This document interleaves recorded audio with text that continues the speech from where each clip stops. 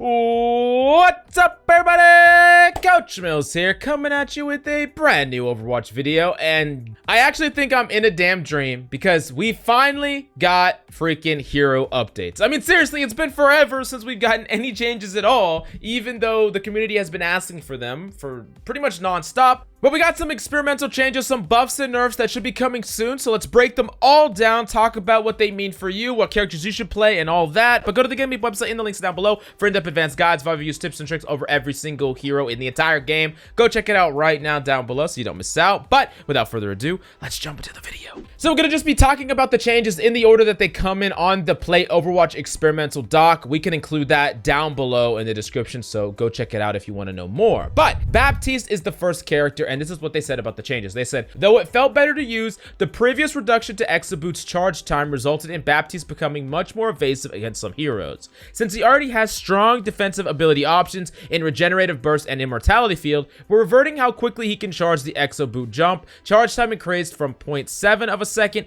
to 1 whole second. Now, in my personal opinion, this is pretty good, honestly. This is really good for Baptiste. Baptiste was just one of the most survivable characters. I mean, that self-heal was really good, but Immortality Field is really strong at making him really freaking hard to kill. And if you add on top of that the fact that he can just go jump around like crazy, divers just have a complete nightmare dealing with the good Baptiste, and he's been a character that hasn't really been perfectly balanced for quite a while. Now, I do think that some of the changes that they did to Immortality Field a while back was in a good direction, and I don't necessarily think that Exo Boots is the problem with this kit. I think Immortality Field is definitely the elephant in the room, but honestly, any sort of nerf to the character is most likely good to balance him more appropriately towards the rest of the supporting cast. Now, that being said, let's move on to the next character, a character that a lot of people have been talking about changes for, and it's Mccree, being one of the most dominant DPS we've seen in quite some time. Now, they said this about the Mccree changes. They said much of Mccree's recent success can be attributed to his increased maximum health,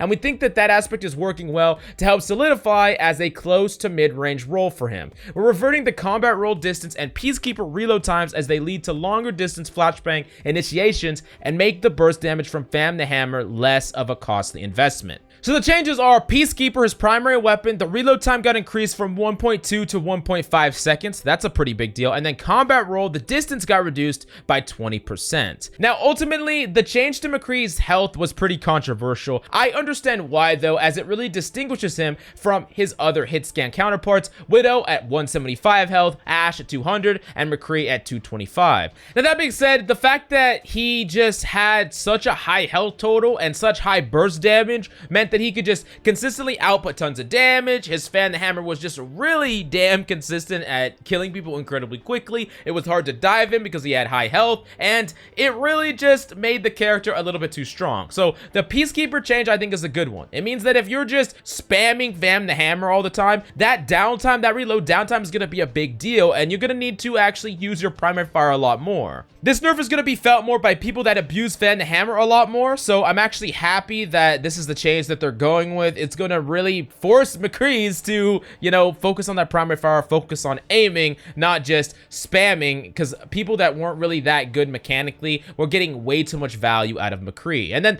the combat roll, the distance reduced, means that Mccree needs to be a little bit more towards natural cover. Positioning is going to matter more. You're going to be able to flank less, and you're going to get away with less. And all in all, I think that these are pretty good changes to Mccree. It makes sense that he can't freaking roll across the entire map. It makes sense that there is an actual cost for wasting all your damn ammo with a freaking 6-shooter. I mean, you're not just gonna reload that instantly. So honestly, I do think that this is a good step for Mccree. I think he's still gonna be really good. I think he's still gonna be one of the best DPS, but I do not expect him to just be far and away completely dominant, surpassing that 8% DPS pick rate. That is just way too much in my personal opinion. But definitely let me know what you think about these changes in the comments down below. Do you care? Do you think they matter? I want to know your point of view and why. Now, the next character that we got to talk about is Moira. Let's read about what they wanted to do with Moira and the changes, and then we'll talk about it. Many channeled ultimate abilities automatically reload the hero's weapon as they're locked out from reloading for a short amount of time. The new regeneration rate will refill at about half of Moira's biotic energy resource over the full duration of coalescence. This doesn't fully refill Moira's energy from empty, as it would be unfortunate to lose that portion of her gameplay if players were able to fully cycle between her ultimate with healing alone.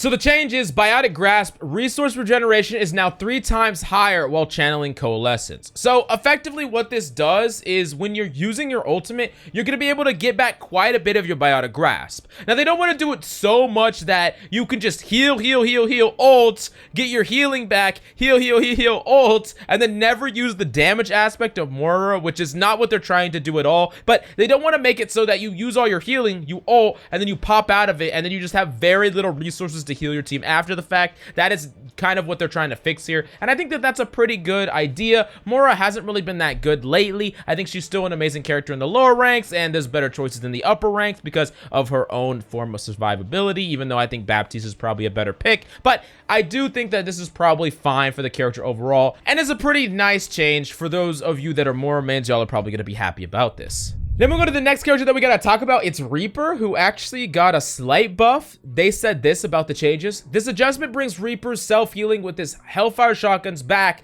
to about where it was before the recent weapon tuning changes. The repeating lifesteal amount increased from 30% to 35%. When they recently changed Reaper's weapon, they made it so that he's actually not as effective as it used to be, especially up against tanks and things like that. That being said, it actually changed his lifesteal amount, so they're just bringing it back in line. I think that this is a decent change for Reaper. It's not really going to be that felt, if I'm being honest, but it's just a nice change. I think that Reaper is definitely an underplayed, underutilized character. Definitely very powerful, and it's nice to see just tiny tweaks here and there. We don't need every single change to just be gigantic. I'm fine with smaller changes all over the place. Just please, more of them. Can we get some more consistent updates? This has been like the first update in like, I don't know, a month and a half, 2 months. It's been forever, so come on. More consistent updates. Don't have to be huge. I think that's perfectly fine. Then we're going to the last change that we got to talk about. We got to talk about Zarya, who probably got one of the biggest changes in the patch. They said this about Zarya. Zarya's base damage wasn't adjusted after the beam hit detection changes a while back, but she wasn't seeing that much use at the time either.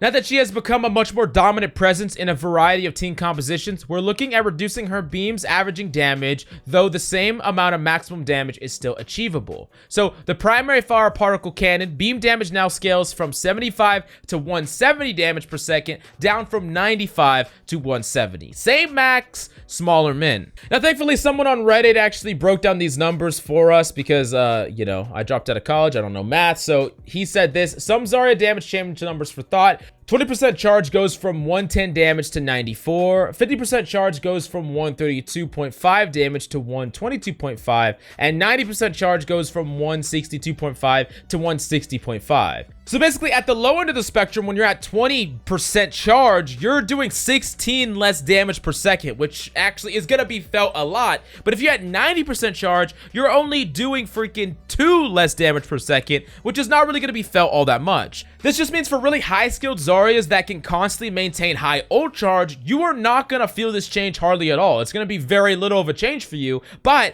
at the lower end of the spectrum, for those of you who can't get that much charge, or in those situations where you are like 50% or less charge, you are going to feel a lot worse. It's going to feel like even worse than it already did. It already felt like it was doing nothing, and now it's going to feel even worse. So it's definitely one of those punishing type changes that really affects people that are worse at Zarya more than people that are better. And honestly, I'm okay with those kind of changes. I don't really necessarily like nerfs to Zarya all that much. I do understand that she's incredibly powerful. I think that's more about the entire meta as a whole, characters that enable her like Baptiste and Mccree, but I don't mind this change when it doesn't really hurt the high-end level of Zarya's peak skill. So definitely let me know what you think about this. Do you agree or disagree with the nerfs here? Do you like the buffs that we got? Do you want more dramatic changes? We didn't get that many huge changes here. I think the biggest change was probably the Mccree change, but I really want to know your opinion about all this in the comments down below. Definitely let me know, and go to the GameLeap website in the links down below for in-depth advanced guides,